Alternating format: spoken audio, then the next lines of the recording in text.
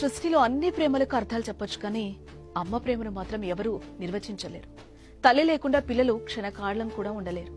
ఎంత మందున్నా ఎవరొచ్చినా ఎంత ఇచ్చినా అమ్మ స్థానం ఎవరూ భర్తీ చేయలేరు కదా. ఇక అమ్మని కోల్పోయిన వారి బాధను తీర్చలేను. ఈ విషయం రుజువు చేసింది ఓ బాలుడి వీడియో.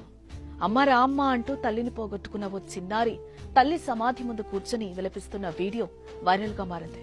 ఈ దృశ్యం హృదయాన్ని కదిలిస్తోంది, కరిగిస్తోంది.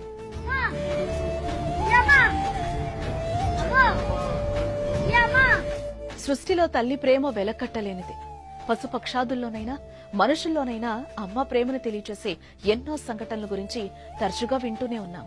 తల్లి తమ పిల్లల కోసం, వారి ఉన్నతి కోసం ఎన్నో కష్టాల్ని భరిస్తుంది. వారి కోసం తన జీవితాన్నే ప్రాణంగా పెడుతుంది. గోరుముద్దలు తినిపిస్తూ, జాబిలిని చూపిస్తూ పిల్లల కడుపు నింపుతుంది తల్లి. అలాంటి అమ్మ లేకపోతే ఆ పిల్లల జీవితం కష్టాలమయం.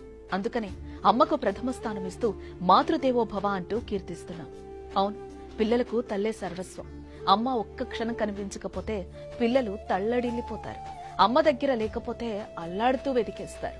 అలాంటి తల్లి చనిపోతే ఇక జీవితంలో మనకు కనిపించదు అని తెలిస్తే, గోరుముద్దలు జాబిల్లి పాటలు మూగపోతే తట్టుకోవడం కష్టతరమే. పాపం ఆ బాలుడికి తెలియదు కదా చనిపోయిన తల్లి తిరిగి రాదు అని.